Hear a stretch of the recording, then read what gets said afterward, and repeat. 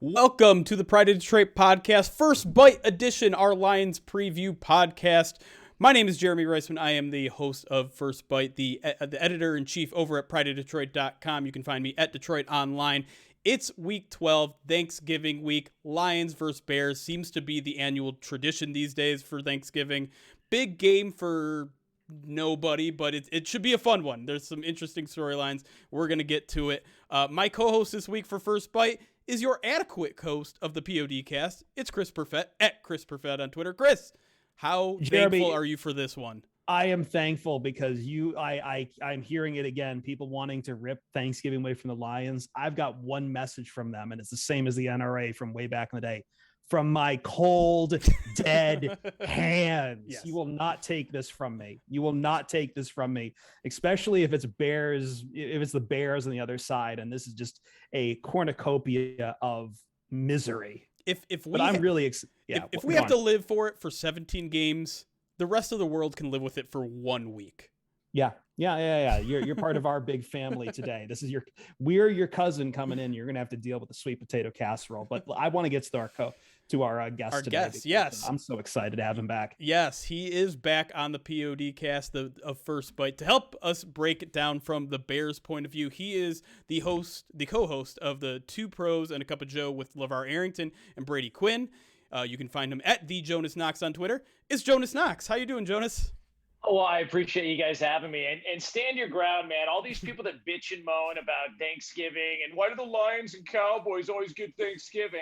Tough balls. You don't want you to go watch something else. There's a college basketball tournament in Dubai, I'm sure. There's some crummy cornhole tournament that was played like 2 months ago that they're airing on ESPN 7. You can go watch that stuff. Leave the football for the rest of us. I'm tired of people bitching about it, man. Who cares if it's the Lions? I don't care if it's the Sudan. Just put a football game on, and I'm going to watch. Right. And the NFL gave you those people the third game too. So stop complaining. Number one. I don't get it. Yeah.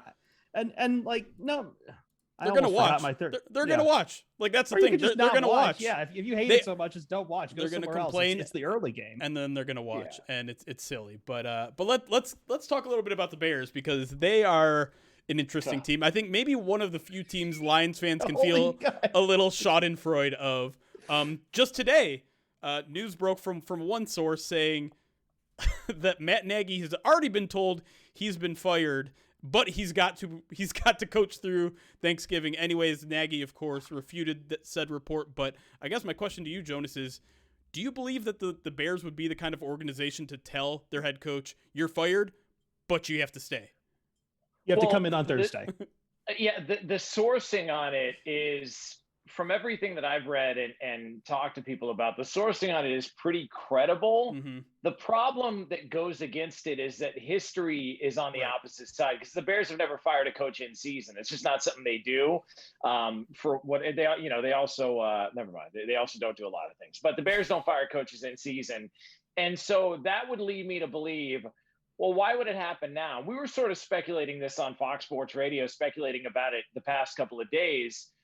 If they were to get embarrassed, lose on Thanksgiving in prime time, which would put them at, I think, 6 or 7 losses in a row, wherever they're at right now, just the dysfunction, the way that it's looked, the optics, the feeling around it, it would not surprise me if they went ahead and made a move after this Thursday game.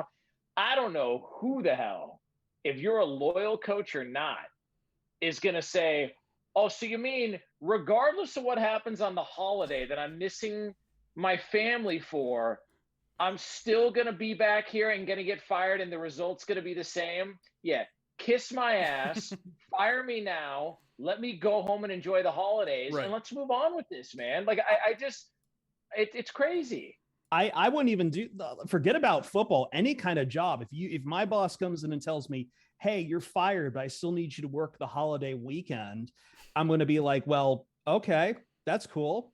You're not going to get it. So like, why do we expect a coach who's got millions in the bank to suddenly come in and be like, yeah, I'll do that on Thanksgiving and just get embarrassed even more? It's just a weird, I actually, part of me, like, I don't like anybody losing their job. I hate that. I hate the conversation. Yeah.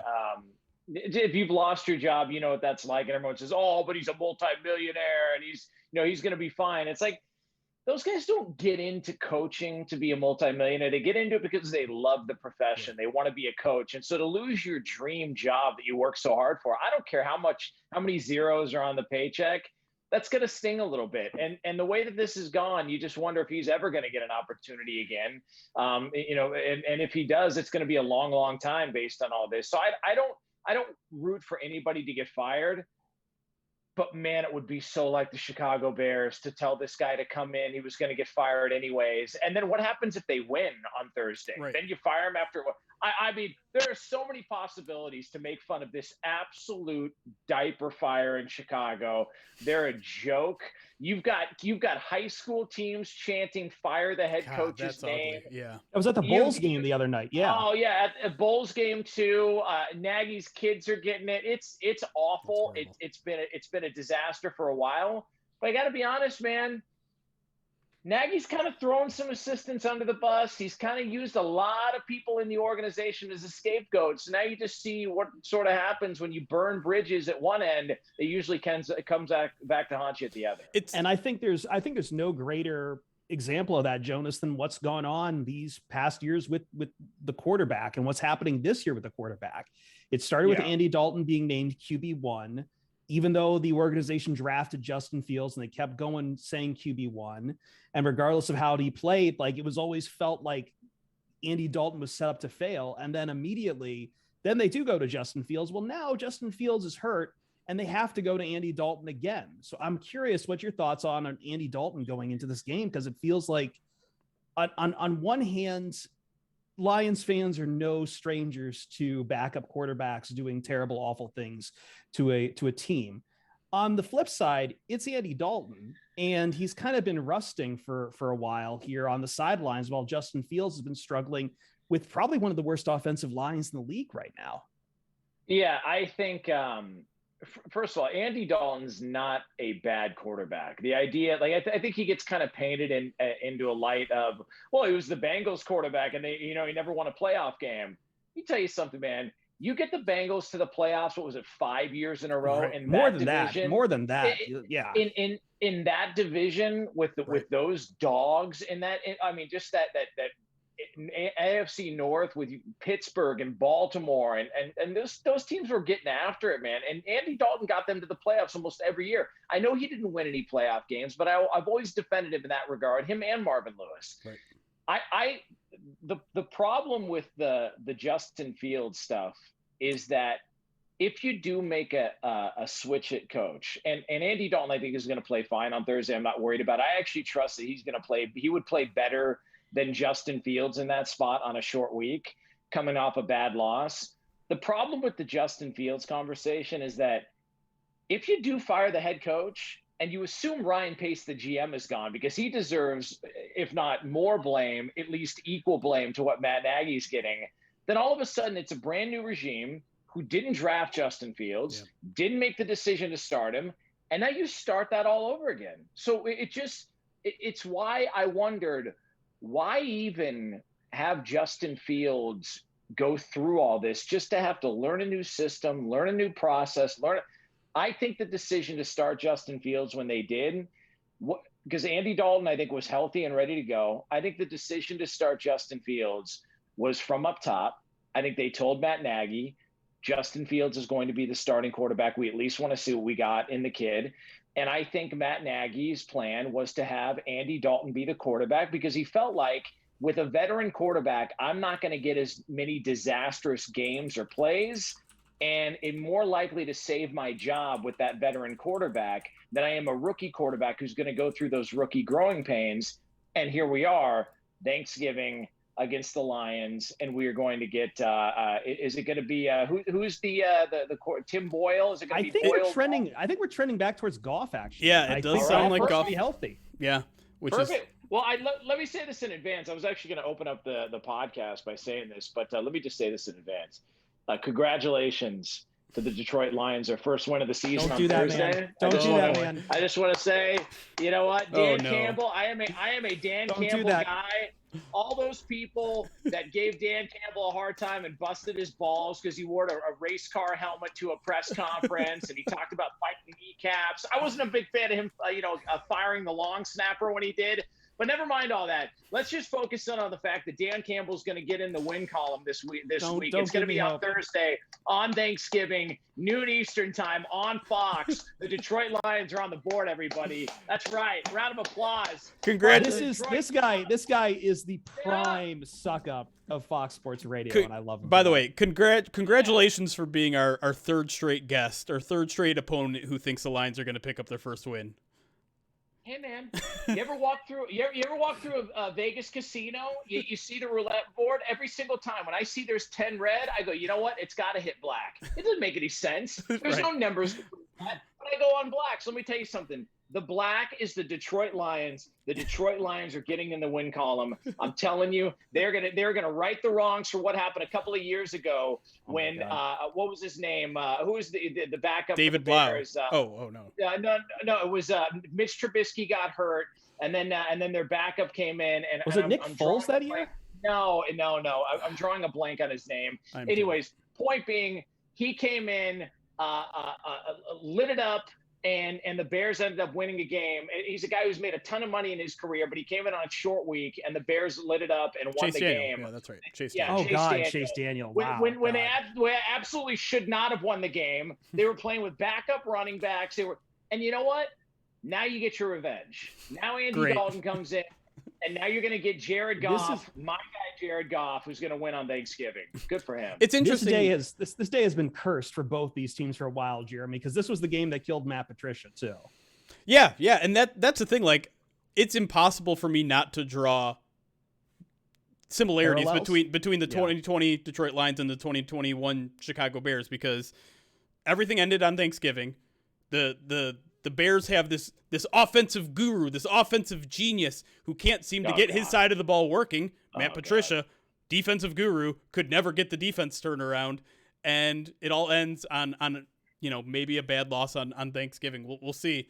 But I want to go back to quarterbacks a little bit more, because I guess I hadn't put that together. Like, if they do change regimes, it'll be just like Matt Nagy inherited Mitchell Trubisky, and now the next regime would be inheriting Justin Fields. And it's just like, what are you doing here? Like, why are you changing regimes the year after you draft a guy so that these new guys have to inherit a brand new quarterback and brand new face in the future that they didn't even choose? I mean, I think it was a swing for the fences. And I think the thought for them was, well, maybe we hit on a guy like a Justin Herbert, and maybe we show that we're the regime to take him into the next stage of his career. The problem is Justin Herbert's coach also got fired. Yeah, he's taken a step back. And it's like you watch the way the whole thing is played out. The timelines are screwed up. There's a lot of people who felt like, man, why were they brought back this year? I was okay with them being brought back this year, because this is going to end up being Matt Nagy's first losing season with the Bears. Right. I mean, they were 12-4, 8-8, and 8-8. Right. They went to the playoffs twice. Last year, they were on the Nickelodeon game. Take that for what it's worth. That ought to tell you everything you need to know. People on Twitter like the Nickelodeon game. A lot MVP. A lot of Arrested Development nerd people who never grew up. Yeah. Here's what I don't want. I don't want to see Jimmy Graham get slimed while I'm watching a game. Okay. I don't care about the kids. I don't watch football for the kids. Let me tell you something. Grow up fast. When we were kids, we turned on Thanksgiving and we saw Jim Harbaugh throw touchdown passes to Terry Obie in the Pontiac Silverdome. I didn't need some gunk or what would you do or double dare flags or any of that garbage to get me to watch a game. So kids need to grow up. Put down the video games, all right?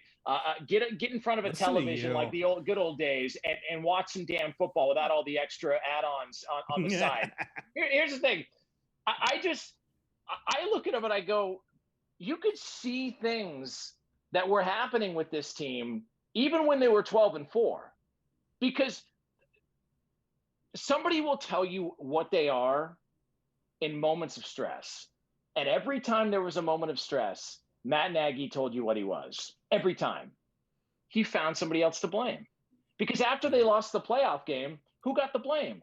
Cody Parkey. Yep, the kicker. Oh, Cody Parkey missed the 43-yard field goal. So much so, this is what a clown show the Bears were.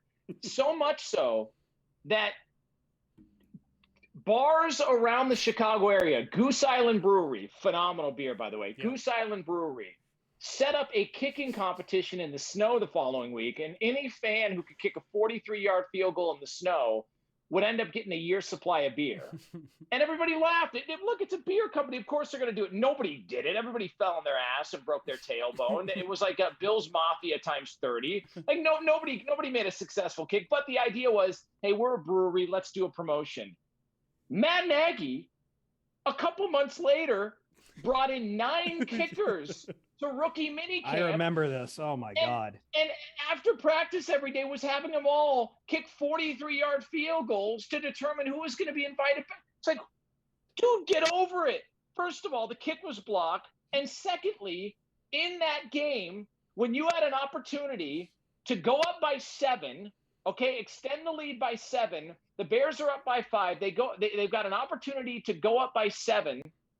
And what do when they go for 2? They've got Khalil Mack in motion. And I remember watching go like, what is this? Like game on the line, and Khalil Mack is somehow involved in the, like, what are we trying to be cool, or are you trying to like win games or extend leads here to try and make it more difficult on Philly to win that game? And then when the Bears had an opportunity on offense, keep in mind, offensive guru. When the Bears had an opportunity on offense, they went 3 and out for -1 yard. They had a chance to ice the game there. Defense gave up a long drive. That's on them, 100% on Vic Fangio and the defense. But this idea that all of a sudden we're seeing some chinks in the armor. No. They've been there. And he blamed Cody Parkey after the season.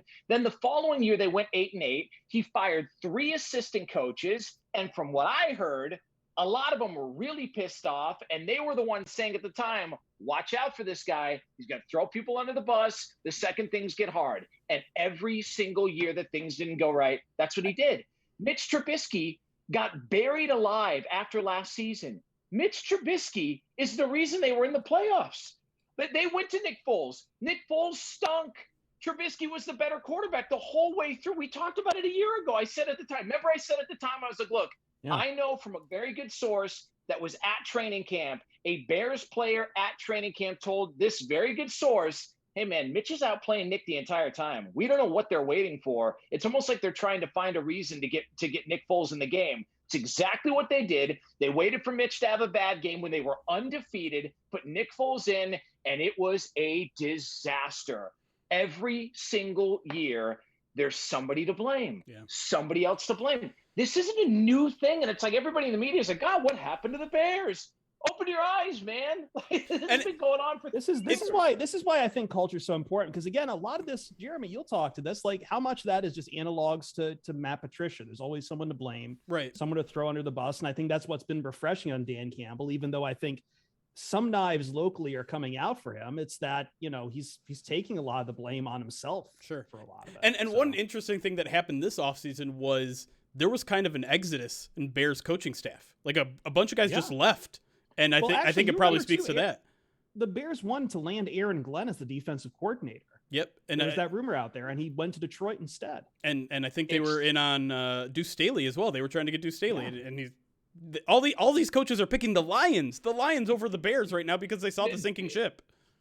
Because I also think that what the Lions did, and I thought this was smart, is that, look, everybody, like, especially in national media, making fun of the Lions is easy. Sure. Like, I'm sorry, I'm not trying to offend people. It's the easy. Well, there's been a lot of condescending. It's been a lot of they're trying so hard, and like I like Dan Campbell, but it's It's the low-hanging fruit. It's like the Browns when they were bad, and I just like to me it feels like bullying. So I'm like, what are we doing here? Like, you're gonna pick on the Lions? Like, oh, get them off Thanksgiving. Like I can already tell you, I know exactly what Rob Parker is gonna tweet on Thanksgiving. Oh no! I'll tell you this right our old now. friend Rob Parker. I'll tell you, and I love Rob Parker. Rob Parker's my guy, but he has got himself a revolver with the same 6 bullets that he spins. So like, it's quiet that you can hear a mouse urinate. And I'm telling you, and I love Rob Parker. We have fun with it. I've worked with him on Thanksgiving many years in a row, and I've always debated this with him. Like, dude, like, let him have their day. But the one thing that Detroit did that I actually liked is they said, you know what? Whatever we're trying to do isn't working. So why don't we go back to the past? Why don't we bring some players and some names who remember what it was like when we were actually a good football team? Because I grew up watching NFC Central football, Bears, Packers, Vikings, Buccaneers, Lions. Back in the day, the Lions weren't always this awful franchise. They had good players. You can go Barry Sanders, you can go Herman Moore, you can go Chris Spielman, Dominic Raiola, Matt Stafford, Calvin Johnson, Kenny Golladay was a good player. Like, they've had good players there. Didn't Corey Schlesinger play there for a little while? Oh yeah, no, Corey played. Yeah, I got to get a life. Why do I know that? But point is, like, it hasn't always been this complete and total joke like they've been in some years. Yes, they went 0-16. Yes, they've had some bad moments. Maybe potentially somebody whiffing on a block so Scott Mitchell would get injured. All of that stuff, not a good look for anybody involved. But I look at the Lions and I go, at least they said, all right, let's go back to the past. Let's find some people who know what it was like when we had some success here. And let's change the culture from the top all the way down. And that's what they're trying to do. And I give them credit for that. The problem with the Bears is you've got the same people up top making the same hirings and firings. What do you think is going to happen? It's like giving a bad driver a different car every 3 months.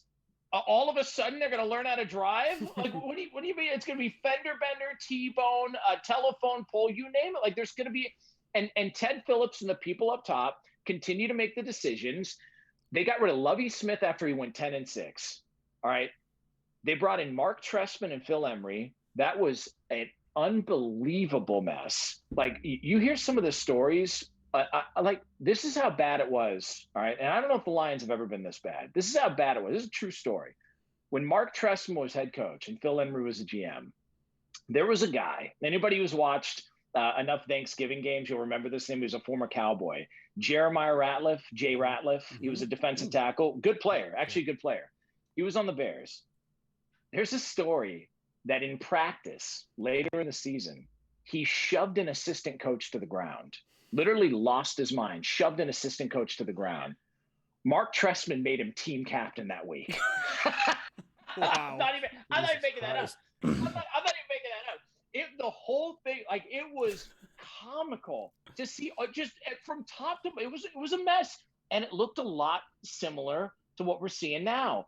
Mark Trestman, I think, had a daughter who was getting it in school from some kids, which is not like you never condone that. It's not okay. Now we're seeing Matt Nagy's kid kind of getting it. Like, the town, it's not just Bears fans. The town has turned on him. Yep. They love the Bears. That's the number one team in the city, despite what anybody wants to say. The Cubs can win another World Series and everybody can celebrate and cry like, oh my God, I wish my grandpa was here to see it. Well, he's not, because they were bad and they choked. I don't know what to tell you. But the whole like, they could try and sell you on every single team, Jordan's, Bulls, all the Bears are the number one team in that city, without a doubt. And when they're bad, the fans are going to let them know. They're not going to kiss ass. And this is where we're at. They're a bad football team, and there's going to be changes made. And I think those changes might happen after your Detroit Lions get their first win of the season. I draw the board. Detroit, man. Yeah. I know we got to go to break, but I'm glad we brought Jonas on just because it feels like this is therapy for him as much as this is us doing a preview. All right. You just need someone to talk to on it. Look, I'll just say this. You guys know this. Like, we can cover the national stuff as much as we want. It is fun to just cut loose on the local stuff sometimes. Right? It is fun, man. It is just it's a different beast. It's a different beast sometimes. We do these post-game shows, and like Jeremy, you saw it last week. That crowd was ready, even though I think we still believe in Campbell. There's plenty of crowd not giving him the pass on the play calling. Well, yeah, and he probably shouldn't have been. But let's go to our first break. When we come back, I want to get Jonas's thoughts on Justin Fields as a player that some people think the Lions should have taken, and then we'll get a little bit into the matchup and explain, and we'll have him explain why he's so sure that the Lions walk away with their first win on Thanksgiving. And also, before this podcast is over, I have to take Jonas to task on something he said on air the other night when I was working a radio show with him about a grave misunderstanding of Thanksgiving. We need to talk about it. All right. All that and more when we come back on First Bite. We'll be right back.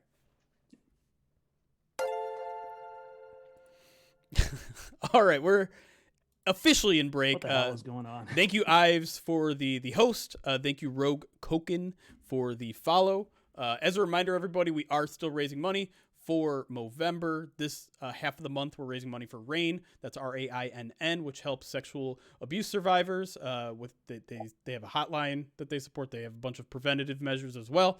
If you want to donate, hit !donate in the chat. A link will pop up, and there are a whole bunch of prizes you can win. Every $20 you donate represents a raffle ticket. You can get signed footballs, Lions jerseys, Lions tickets, all sorts of fun stuff. So make sure you check out all that sort of stuff. We're adding something special to that too. I'm still working out the details of that, but two things for me. Number one, again, the reason why we chose RAINN, very important to me too, as myself as a sexual assault survivor. They do have resources that go to male sexual assault survivors as well. They partner with 1 in 6, who unfortunately wasn't on Tiltify, so we couldn't get them for Movember. But it means a lot to me on that. I've kind of come out this year and talked a lot about that, and not as much as I should, but it means a lot. And I know we're kind of over the holiday weeks and everything, so just want to keep raising money. Also very important, number 2, more important than that, we are $321.62 away from Jeremy having to do a Ned Flanders cosplay, and we have to spin the wheel of pain again. Yes. And that number represents $10,000 raised in the entire month. In total, because we raised like 75,000, about 71. I think 7,100 for the Prostate Cancer Foundation, and we're about 2,500 into RAINN so far. So, yeah. And also as a reminder, a week from today, we are doing a marathon stream from 9 a.m. to midnight. Week from today, Tuesday, we will be doing all sorts of amazing stuff: guests, Lions talk, video games, whatever. Mock drafting. We're going to be doing so many things next Tuesday, so clear your schedule. A lot of mock drafting. It'll be the final day of our charity drive, and I might have to download Madden and challenge you. Maybe I don't know. We'll see. I haven't played Madden since oh God, who was on the cover of Madden last time I played it? He was it Eddie George? Eddie George in a Titans uniform. Mm-hmm. Madden 2001. It was the Eddie George as a Titan was on the cover. That was the last time I played Madden. Mock drafting, how will I survive? Well, I will guarantee you when we do the mock drafting, we are going to have a guest to carry that segment, because Kent and maybe no, more. We're actually going to have Kent on the podcast tomorrow. Yes, we are going to have Kent on, because POD alumni Kent Lee Platte this is his time of year. Yeah. We're going to have the whole, speaking of traditions long gone. I miss having Texas and Texas A&M around. Jonas, you could probably speak to that. You remember when we used to have Texas and A&M playing each other around Thanksgiving? Yeah, and wasn't there is the Egg Bowl still going on? Is that it is, but that's on like the weekend. This is like the big rivalry weekend, because we get the game and the Iron Bowl and the Egg Bowl and everything else. Yeah. But Texas and Texas A&M, I think they used to play on Thanksgiving. But then, like, those two colleges just always bitched and moaned at each other. They couldn't see eye to eye. And then A&M going to the SEC kind of shut it down. But now with Texas going there, we might actually get it back. I don't know. Yeah, I'm trying to think. When was the Egg Bowl? Was that the Friday after Thanksgiving? I'm trying to think. I think so. They play some SEC games on that Friday too. Yeah, like I think like LSU and Arkansas always play on there. Like I remember the Big 12 used to play. I remember watching Colorado, Nebraska on the Friday after Thanksgiving a bunch for some reason back in the day. I remember that. That might have been when that Texas and A&M game was. I might be stupid. Probably. By the way, Joey Oswald, thank you for the $20 donation to RAINN. Appreciate that. That gives you one raffle ticket. Like I mentioned, you can win some big Lions prizes. We'll pull that raffle probably December 2nd. So I give myself a day to make sure I have all the raffle tickets in order. But yeah, every $20 you donate represents a raffle ticket. So $20, one raffle ticket. We'll go to a Lions fan telling us the Egg Bowl is indeed on Thursday evening this year. All right. Yes, I knew what I'm talking about. Yeah. Good recall. Good recall there. There you go. Egg Bowl. Lane Kiffin saying on the Egg Bowl saying it's just another football game. I might be out on him as a head coach. Well, listen, I mean, he's trying to get that Miami gig maybe, so you never know. I wanted him to come to the Lions before they hired Dan Campbell.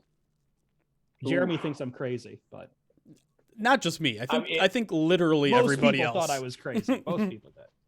I mean, it would be exciting, but I don't know how that would have worked. I think he's going to get another NFL job at some point. Just at some point, he seems to be like, I think how he bombed out at the start with the Raiders. He wants to come back at some point to get another crack at that.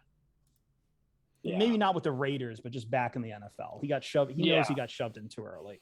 Although if he gets a good enough college gig, I think he's going to stay. Oh yeah, no, good money in college at this point. Like especially with some of the extensions going around right now, like Mel Tucker, and then who got signed to? Someone got James Franklin. I think got like a 10-year extension. It's just nuts. Yeah, he did. Yeah.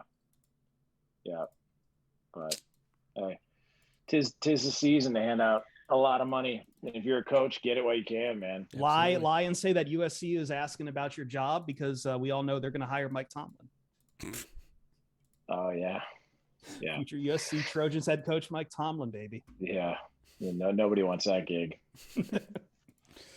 All right. You want to get back into it? Yeah, I'm ready to go. I was killing a bit of time because someone's running a fucking leaf blower outside my window. Nice. But I think they're gone now. I didn't hear it. And we're good. No. All right. Give me a second here. We'll get right back into it. Yeah.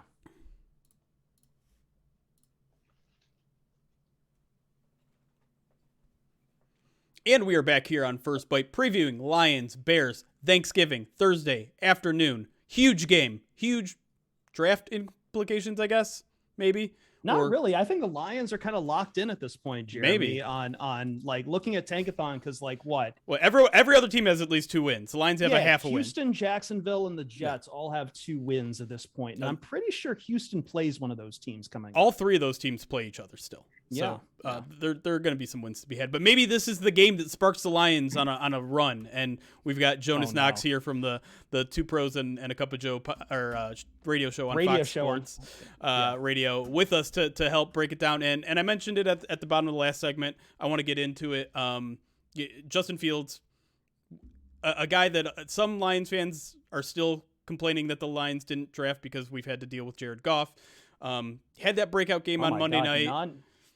Non-stop, right, Jeremy, non-stop. All the people saying the Lions should have taken the Carolina offer and they should have taken the Carolina trade, had 7 and 8, and you get Sewell and Fields. Like, yes, and I wish I could have gone back to 2012 and invested in Bitcoin, all right? Like, but you can't. But listen, like, he has the one big game on a national stage Monday night. Really, it was just a big second half. The first half wasn't much. He comes back last week, doesn't really show much in the first half. Andy Dalton comes in, leads a couple touchdown drives. Where are you feeling on Justin Fields right now? Do you believe this guy is the phenom that a lot of Bears fans think he is and a lot of national analysts think he is? I like a lot of things about him. I like obviously the physical attributes are there. Yep. He's got the arm, he's got the mobility, the athleticism. He started to, as the season went on, be able to pick up defenses a little better. Because look, I mean, he really only had a year. I mean, if we're being honest about, he didn't have much time at Ohio State. It wasn't like he was a 4-year starter and he came in, he was totally polished. So it was going to take a little while for him to figure it out and find his footing. But I think he was starting to do that. And he also had to deal with a bunch of injuries. The offensive line has been a mess.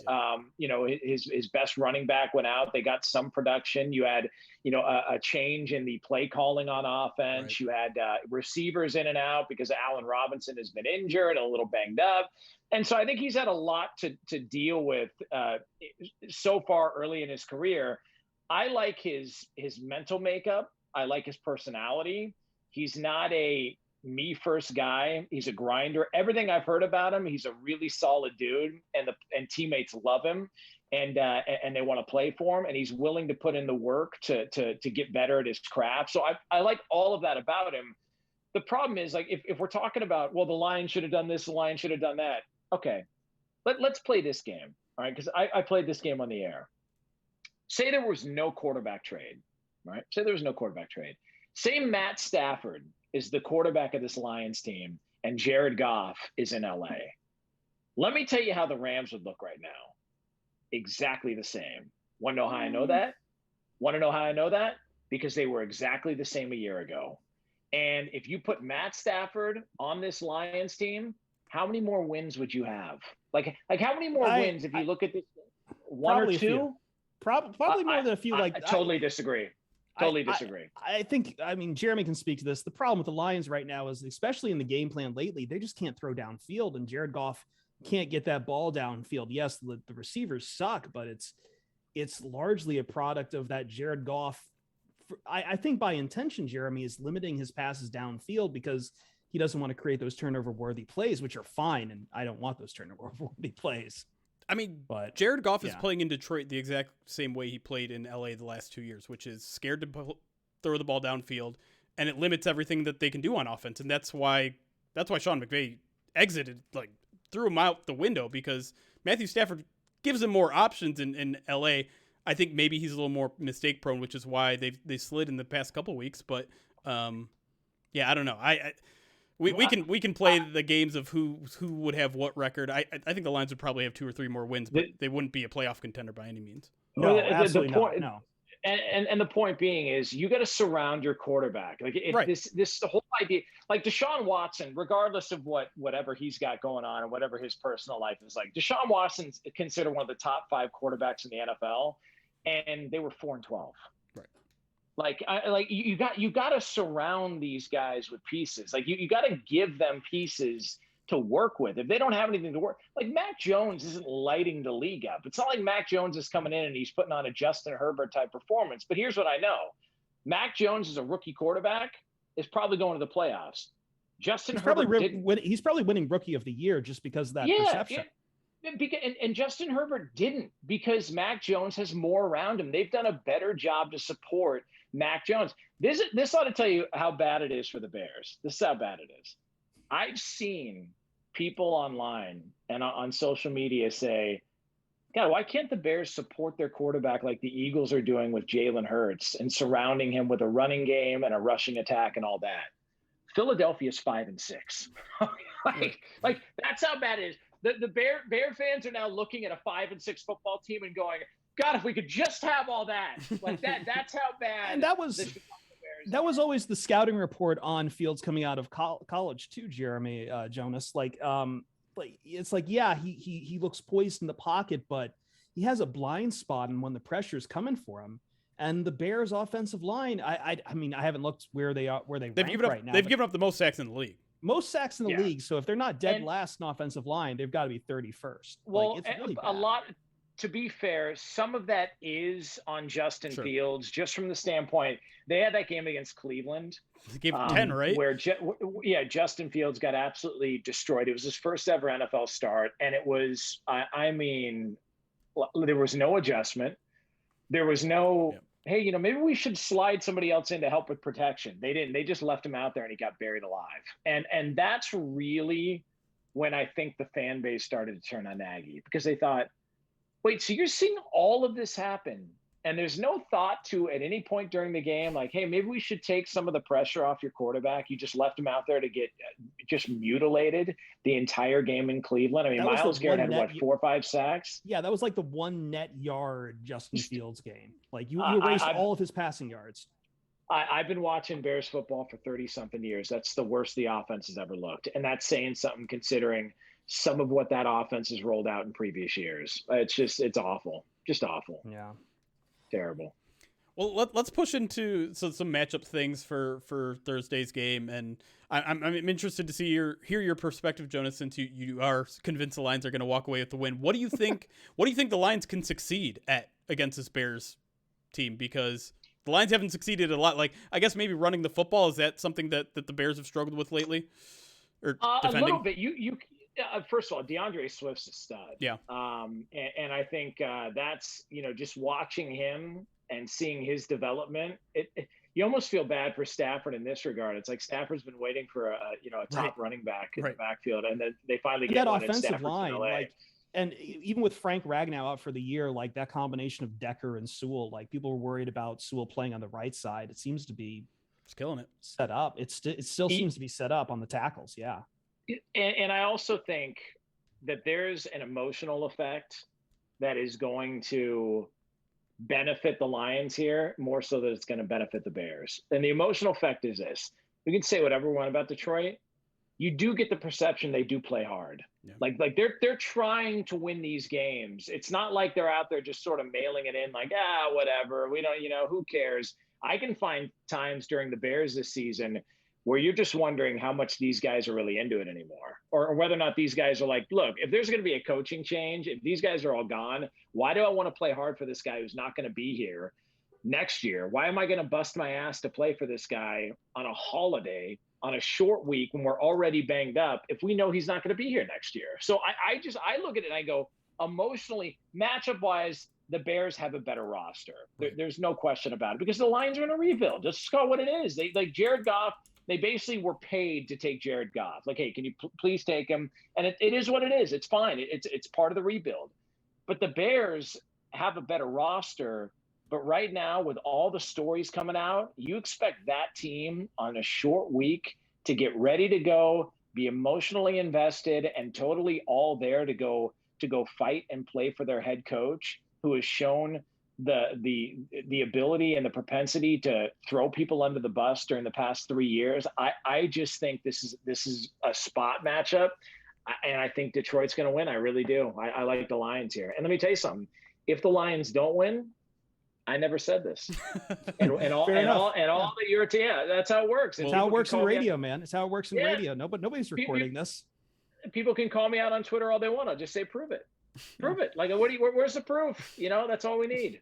Can I ask you how big of an impact with Khalil Mack being out? He, I think Friday it was said he's going to have season-ending foot surgery. He represents 6 sacks in 7 games. Obviously, big spark plug for the linebacker core. Like, how big of a loss is that for that Bears defense? It's a big loss, because this was the first time in a while that the Bears were getting after the quarterback. Like, at one point they were leading the league in sacks. Robert Quinn had a really good game last week.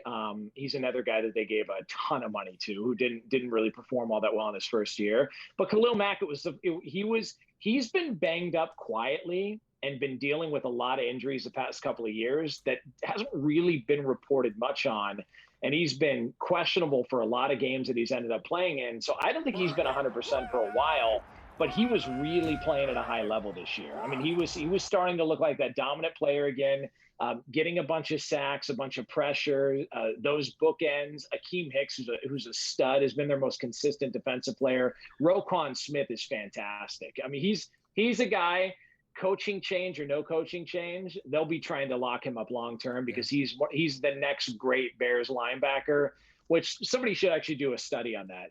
How can one team continue to figure out linebacker and not quarterback? I envy the ability to find linebackers in Chicago. I envy it's weird, man. They just have this knack. It doesn't matter who it is, they will find a linebacker. It's just the whole quarterback thing they can't get situated. But they've got talent there. Eddie Jackson's been banged up. They gave him a lot of money. He has not played nearly close to what he was, when they gave him that contract. And he was, the modern day Mike Brown, picking up turnovers and interception returns and all that.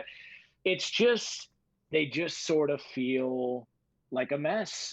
And this past loss to Baltimore, when your defense had a chance against a backup quarterback, 6 sacks, 9 tackles for loss, 3 passes defended, and you're still.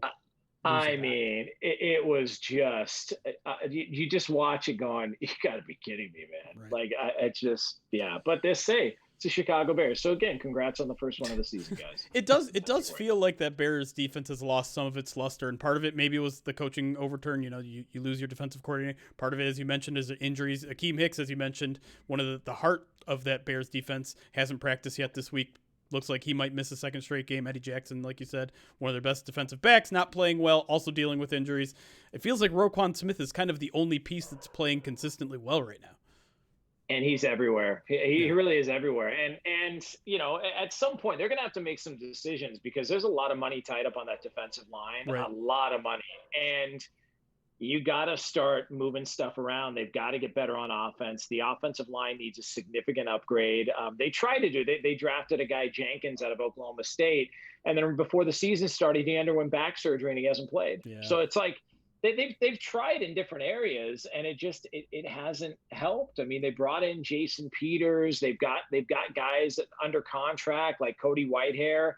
They have not been able to find that consistency, and you just wonder if they get to a spot in the draft, wherever they're picking, if the first thing they're going to look at is offensive line, because look, had he dropped, there was an opportunity they would have had Quentin Nelson a couple years ago. Now they ended up with Roquan Smith, so both those guys have been have been really, really successful. But you just wonder, in this day and age, if you don't have the offensive line, like at some point, like all of this just gets exposed, and I think that's where they've been at this point. And some of that's not their fault. I mean, that was another assistant coach, Harry Hiestand, who's one of the most respected offensive line coaches in the NFL and in college. Matt Nagy decided to move on from him. Nobody could figure it out. Like wait, what? Like nobody could figure it out. Like that was another move. So you just go back to some of that, and you just wonder how much different would this unit have looked had they not made a switch. And third defensive coordinator, I think in 3 or 4 years.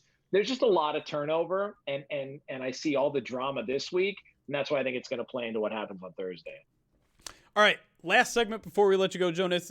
We like to do something we call the one thing we think we know, which is a prediction for the game. Doesn't necessarily have to be a winner prediction. A score prediction could be like, I don't know, Akeem Hicks plays and gets 10 sacks or, something crazy like that.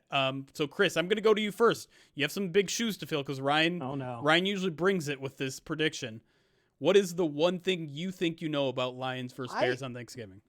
I think we're going to see a little bit of a bounce back from Jared Goff. I do. Like he got to rest after he didn't play for the Cleveland game. He gets to step in, the oblique injury. I don't know how much that's still bothering him, but I feel like at least on the mental side, he's not going to want to just keep getting, I think he was limited by the injury 2 weeks ago. Sure.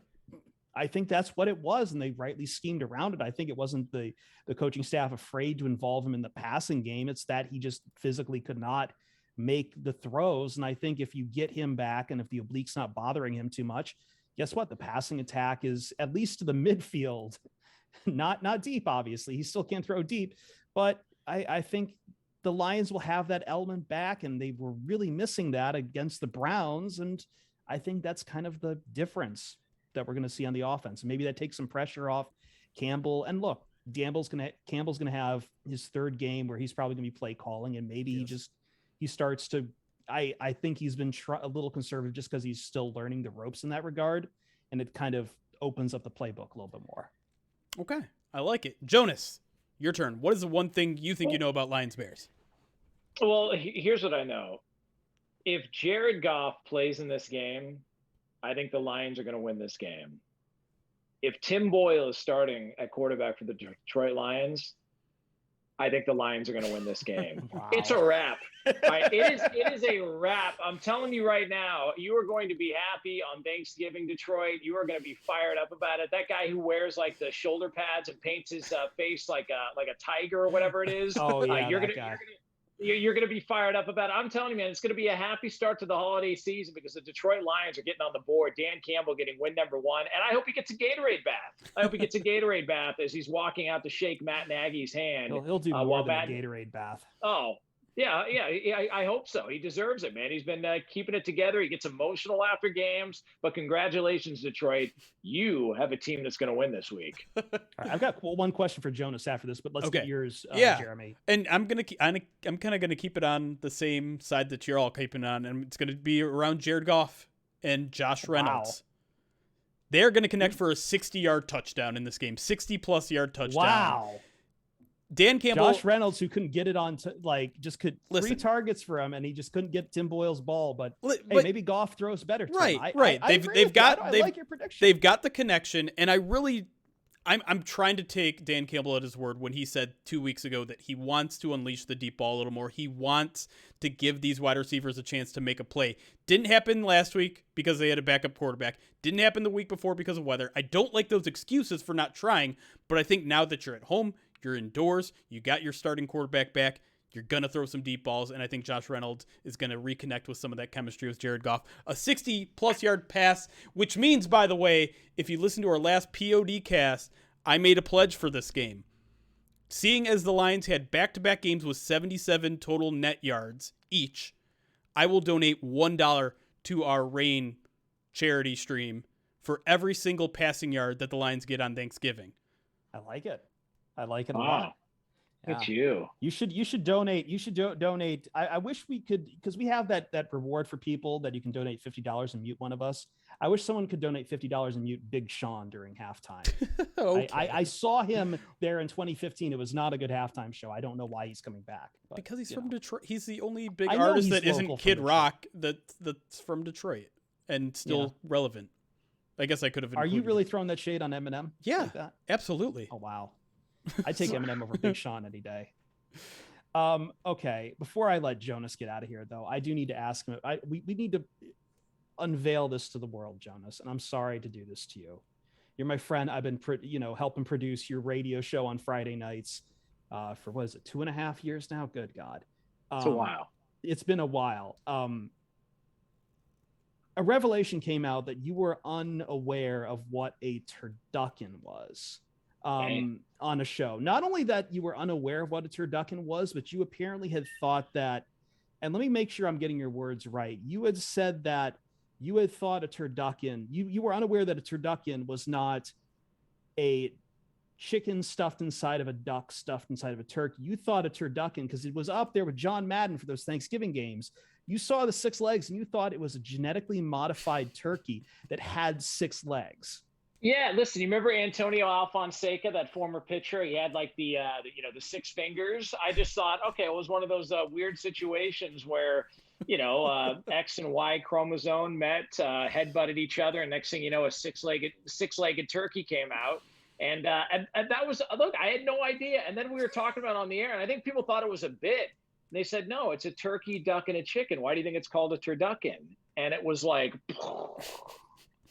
but you had never seen a picture of a live 6-legged turducken. It was like the end of Usual Suspects. Like I dropped the coffee cup on the floor, and I'm like, oh my God, it was here the whole time. Like I had no idea. I really had no clue. And then when it was being described, it just sounds disgusting. It's absolutely terrifying. Revolting. That was like the thing, though. We had like phases of turkeys, because there was turducken for a while, and John Madden was a big part of that. And then everyone was deep frying their turkey and setting fire to their houses. And now what's the big thing, Jeremy? Is it just telling people to brine their turkey?